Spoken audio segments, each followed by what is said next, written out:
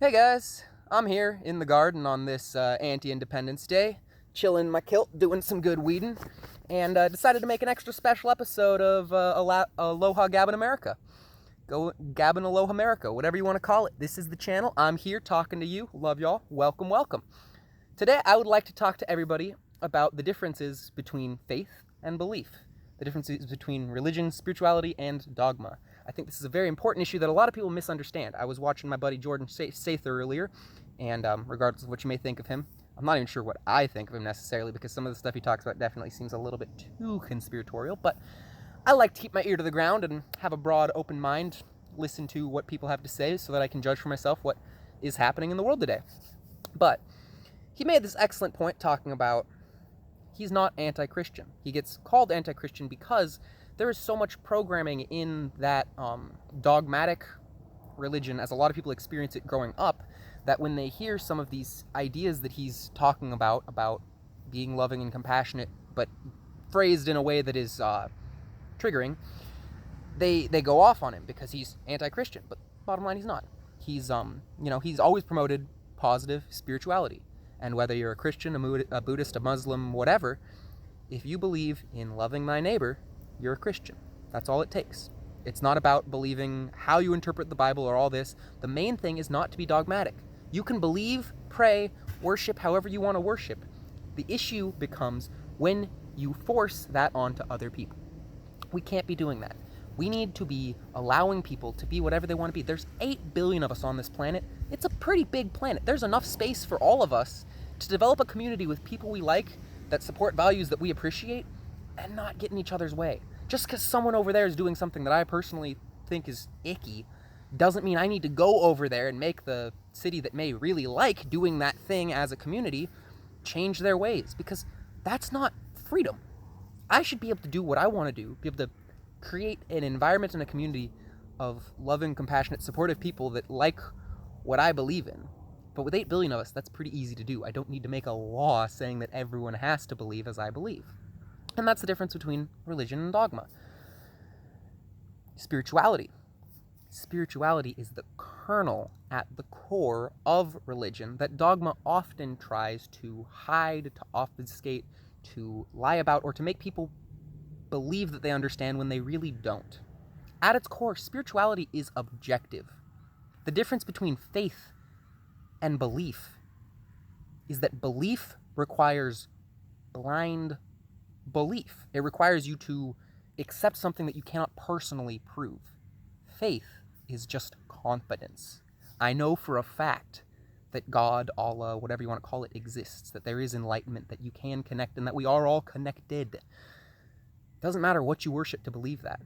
That is spirituality. Spirituality is recognizing that there is a connection, and that if you meditate or pray or clear your mind and ask to be impacted, open your heart to Jesus, whatever you want to call it. When you open yourself to get a response from the world, you'll get one. You will have amazing experiences like the ones described in these books that sound so magical and beyond belief.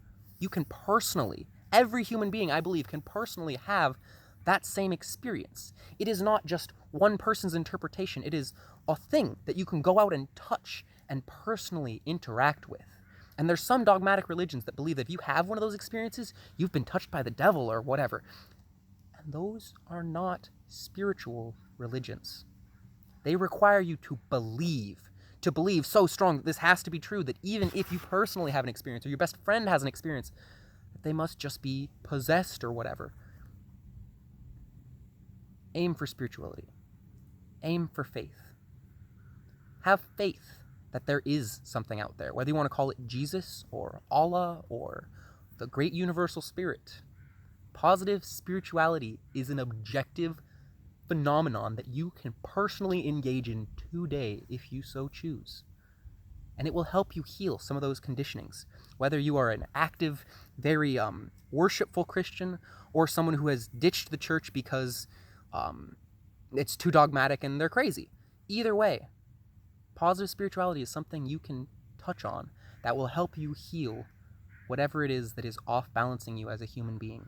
It is this magical, I don't want to call it a light because it's not a light, but it feels light. It's warming, it's loving, this magical experience that will help you sort of realize where you're lying to yourself or where you've been deluded and misled. It will help you realize where you want to go in life and what your soul really longs for. And whether you're an actively religious person or a heathen, it's not going to lead you in the wrong direction. It's led by compassion. You can only access it if you are loving and compassionate and open. And it will give you can ask questions to the universe. Should I go on this vacation? And you will either feel a huge knot in your chest or a warm feeling of peace. That is God, the universe, whatever, telling you what is the godly choice. What is the goodly choice? What you should do to be the best you can be and make the best world you can make. And if you listen to that, you are always going to be doing God's work. Even if you go against a book or a particular law. Those are dogmatic. Those are what people have written to try to interpret universal truths. And people can be wrong. You can be a Christian without agreeing with everything that the priest says or the Bible says. It's all about recognizing that that man, whether he's a myth or a real human being or a God descended from heaven, he told us we can all be like him. We can all engage in that compassionate spirituality. Love thy neighbor. It's that simple. There may be thousands of pages in the Bible, so many different things you can interpret, numbers hidden here and there, lots of secrets you can find, but when you get right down to it, it is that simple. There's a lot to do with metaphysics, but at its base level, be good humans, listen to what the godly energy is telling you, and you will be a positive spiritualist and one of the best religious practitioners in the world. Much better than a priest who lies to people because he thinks that he knows what's up and has never actually had personal experience himself, or believes that the personal experience he had was of the devil or whatever. Guys, it's really easy when we come together. There's no more violence. There's no more starvation. It's just logic and listening to each other and recognizing when a good idea is a good idea, regardless of source. It just makes discourse easier. It makes being a human more enjoyable. And it's something that we've vitally had up until about somewhere between 100 and 1,000 years ago. We as humans intuitively understood this and used it, and it was very useful to us. And you can get back to that. All it takes is a little bit of prayerful meditation, some positive spirituality. So whatever you believe in, whether you're praying 5 times a day to Allah or you want to be more like the Buddha, keep at it. Try to avoid the dogma and try to avoid blind belief. It's about faith, confidence. It's not about, I believe.